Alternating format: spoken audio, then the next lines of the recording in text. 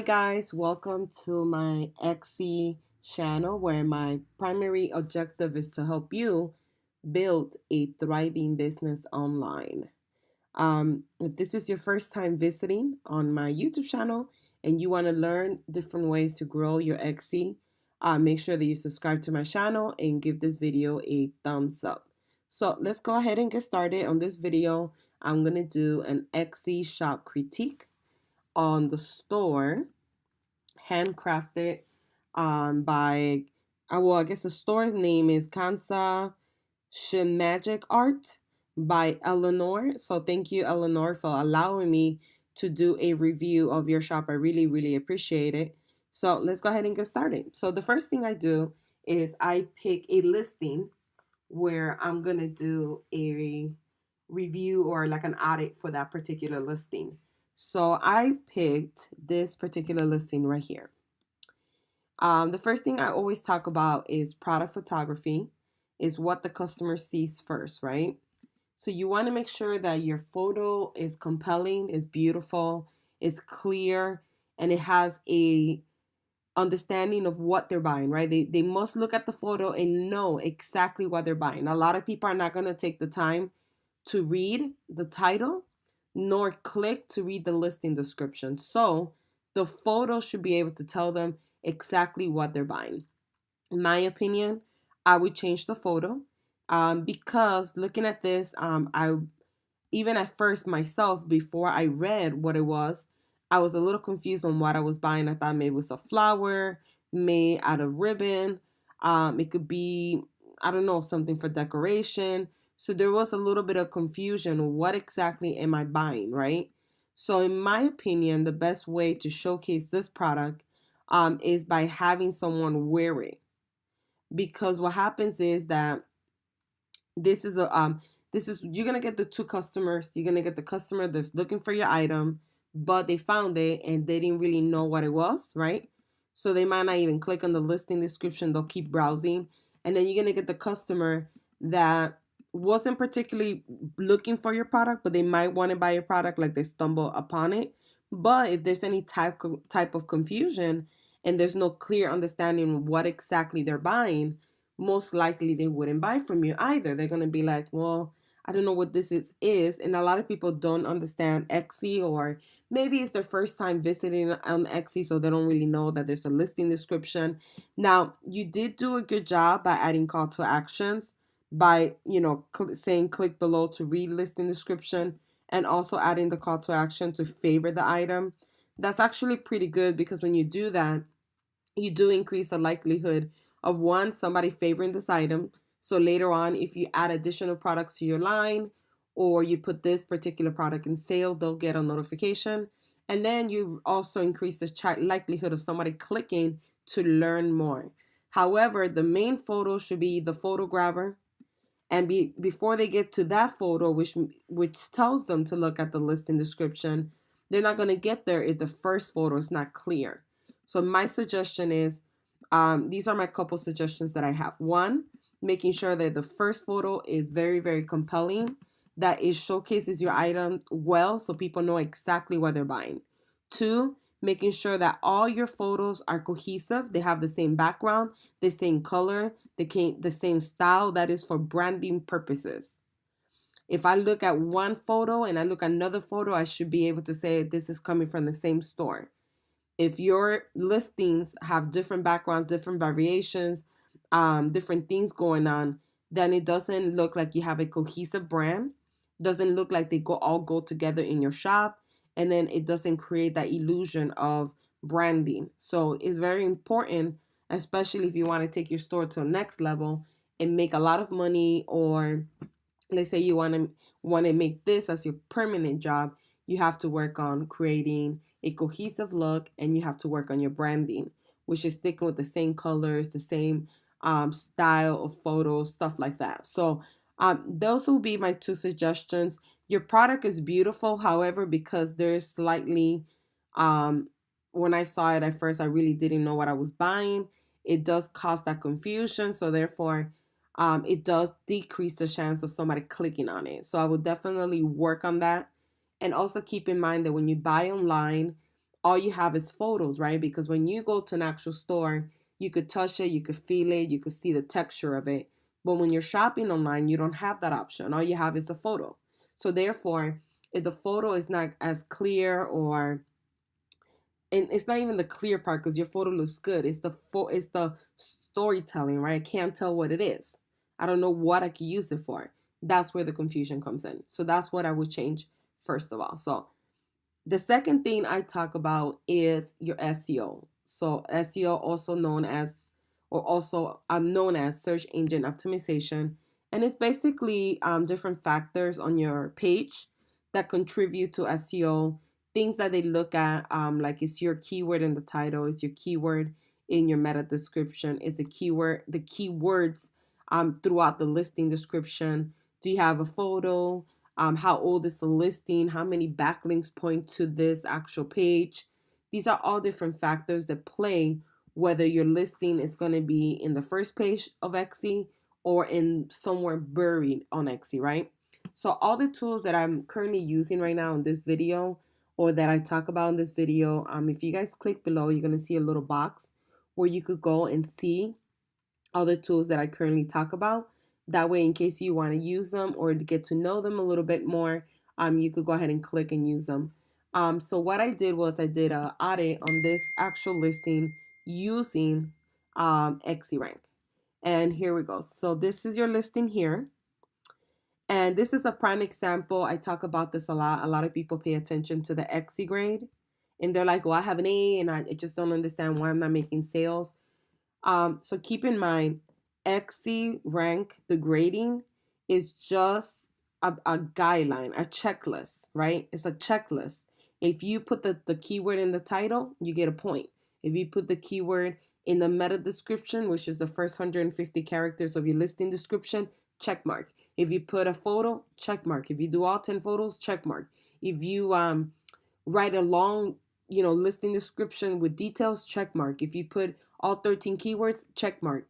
It doesn't mean that because you got an A, that all your keywords are the right keywords.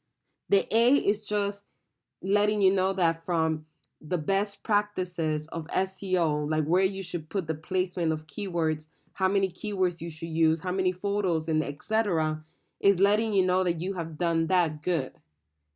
But doesn't mean that just because you have an A that your keywords are correct.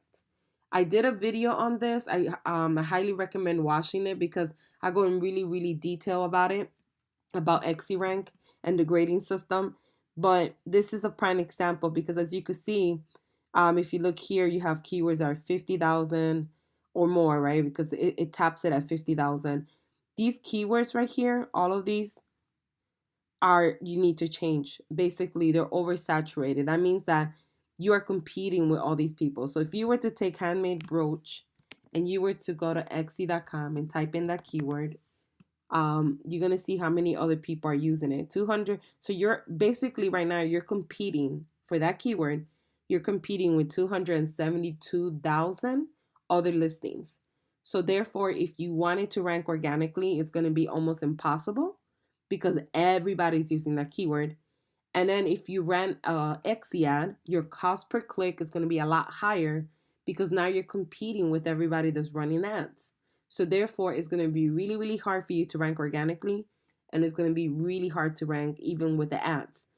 When you have keywords or you have a store or a particular niche that is oversaturated, meaning that a lot of other people sell the same items or similar, what's going to happen is that you're going to have to work a little bit harder in marketing. You're going to have to spend Facebook ads. You're going to have to do Instagram ads. You're going to have to market your listing everywhere, like on all the social media platforms, constantly doing it so you could get some traction, so you could get some traffic to it. Or you could up your pricing on Etsy ads on Etsy. That way you have a slighter chance or a better chance of getting in the first page of Etsy. That's why you see stores that have like 40 products, right?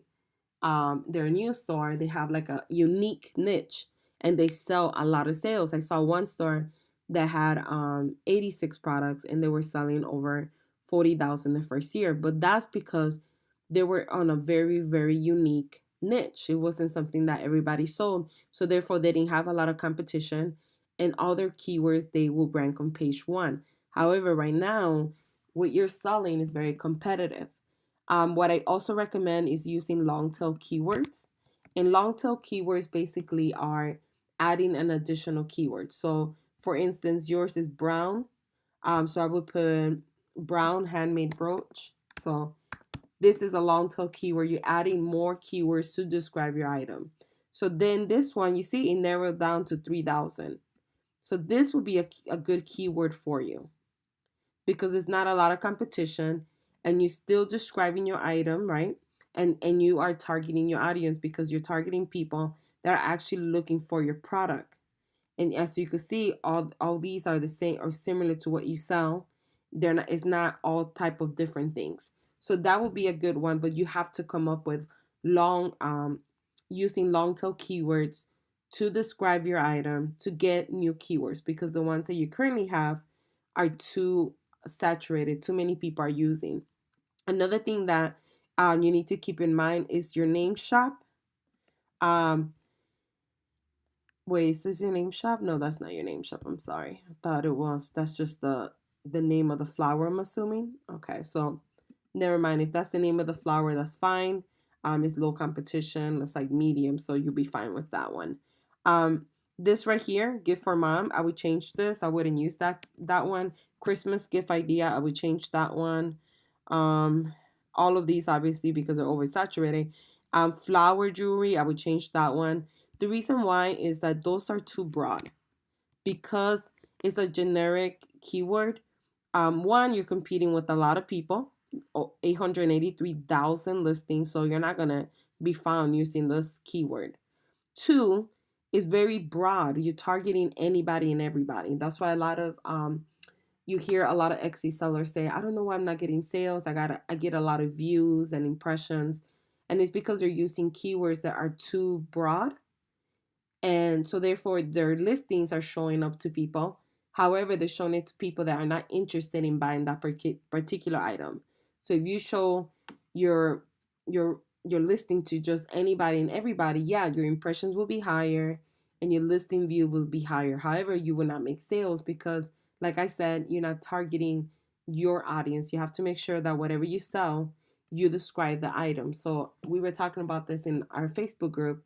So for instance, if you sell baby headbands, you wouldn't say kids and then another keyword children and then another keyword children accessories. That's too broad. So what you would do is you would say pink baby headband if the headband was pink, or polka dot baby headband, nylon baby headband, infant baby headband, stuff like that. But anything that describes the item, like we did with the brown handmade brooch, that's what you have to do. You have to make sure you stick with what the product is and then add additional keywords to find unique keywords that you could potentially rank for. So you have to do this with your keywords. You will have to go back and change all your majority of all of them. Even this one, I would say it's not too bad, but I would say that one for sure. Just put the brown in front of it like we saw. Um, I don't know if what you're selling is a barrette. Maybe I'm wrong. But if it is not, don't pick that keyword. This one's too broad. That's too broad. I'm sorry. This one is too oversaturated. This is too broad. Um, this is decent. This is too broad. Um, this one didn't come up with anything. That's because no one's really looking for coffee color brooch. So that's why you see no number here. So whenever you see no number, it means that Etsy didn't report anything back because the likelihood of someone searching for an item with that name, there's none. So definitely, it's a lot of work in the beginning, especially understanding SEO. But yes, you will need to change your SEO for sure. You will need to go back and change it. And just because you have the A on the Etsy rank, keep in mind that you still have to change your keywords. The third thing that I normally talk is about listing description, right?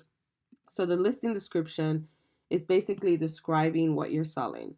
It tells the customer everything they need to know about your listing.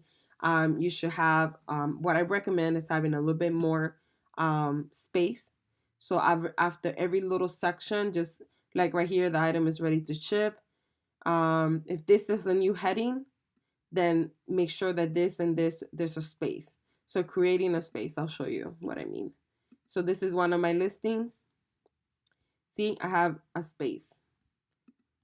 I have a space. It just looks nicer. It's easier to read. Right now, it just looks like it's a large paragraph. So I will separate it out so it could look better. Good job on adding the backlink on the bottom, because a lot of people will click on back and leave. So you want to keep them longer in the store. And good job at attempting to do the listing description, because I feel like a lot of people don't take the time to do that. So you've done a really good job with that. The only critique I got is to separate it, and also make sure that if this was your main keyword right here, then it should be right here as well, because that's your, oh, you do have it, I'm sorry, because that's your, this is your meta description here. This is what the snippet that Google shows to people. They find you on Google. And let me show you what I mean. This is the snippet here. So what I would do on this snippet, I will remove the emojis. That way you could write more wording. I will make sure that your main keyword is here and that your main keyword is here as well. And then I will rewrite the meta description so it could be enticing. So that way when somebody finds you on Google, they want to click and learn more about your product. The last thing I normally talk about is the curation of your shop.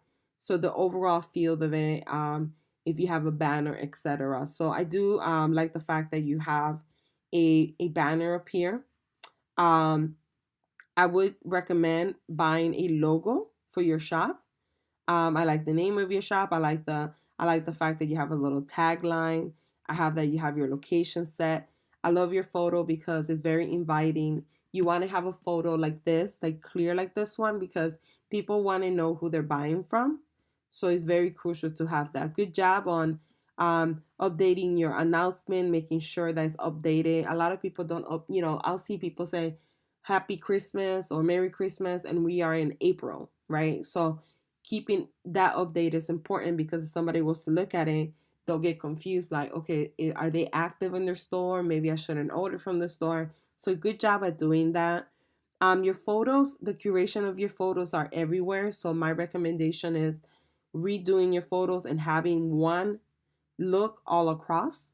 So if you're going to use a white background, having all of them have a white background. If you're going to use like this little wood background, all of them should have the same thing. And just in case, this photo here is actually a really good photo. I like the fact that you have like the brooch, and then you have like the picture of the little girl to kind of showcase how it looks. I don't know. Well, I guess because it's got the black, you have like a pumpkin. I will remove that from there. I don't think it's that attractive to have. Another thing you want to keep in mind is that sometimes Etsy will select like random stores to be featured. I got featured this month on Etsy. So what I would do is remove anything like this, clip art, and if you have like logos, or if you have like, if you put like things in the picture like this right here, because then they won't pick your photo. If you get featured, you get featured to their email. They send that out to millions of people, and you get a tons of people eyes pop into your store. So it's really nice. But I don't necessarily think this is appealing. I don't care for it too much, in my opinion. I will remove it. Even the Christmas ones, I will remove it. Make sure that your photos are crop complementary. This is cut off. I know when you click on it, it's not cut off, you see. However, that's not what the customer sees. They see this first. See, they see that. So you want to make sure it's not cut off. You want to make sure that it's adjusted so it doesn't get cut off. And to be honest with you, you have to make sure that the colors, everything's cohesive. That's the most important thing, having a cohesive brand, that everything looks nice, beautiful, compelling, and that you could tell that comes from the same store. If I was to look at, let's say, these 3 listings, I think they all come from different stores because they all have different backgrounds. So making sure that, you make your store look a little bit more cohesive will help you a long way. The reviews, you're doing good with them. So you got 2 reviews, which is not bad. That's just the ratio of it. It's good that you got 2 sales and 2 reviews. Normally, you don't get like reviews until like you got like 20 sales, like it happened to me like that. Good job on showing where you work, your workstation, and all that. That's pretty cool because then people want to know who you are and they also want to connect with you. And good job on writing a about me section. I will write a little bit more, be more detail on how you got started. Good job of connecting your links. Yeah, so my biggest takeaway for your shop is getting a logo, getting a banner made. I have links below of places you could go to hire someone to do your banner. If you look at the most prominent shops, they have like their hours of operation on the banner. They have also other social media links. So I would change that, and then I would focus on your SEO. Your SEO needs a lot of work, and then I would also focus on creating beautiful images for your beautiful products. So you have beautiful products. I just don't necessarily think that the images are the clearest. I also recommend, I don't know if you ever heard of a light box. I have one for my candle business. So a light box basically is a little box like this, and you could put an item and take a photo, and it gives you a really nice white crispy background. That's what you need for your photos, so you could stand out. I highly recommend one. You could buy one for under $50 on Amazon. They're really, really cool, but they're very, very helpful. So I highly recommend getting one of those. But these are my suggestions for your shop, guys. I'm trying to create a sense of community where we all come together and help each other. So if you have any questions or any tips for Eleanor, make sure you leave them below. Like this video and subscribe to the channel. Thank you guys. Have a wonderful day.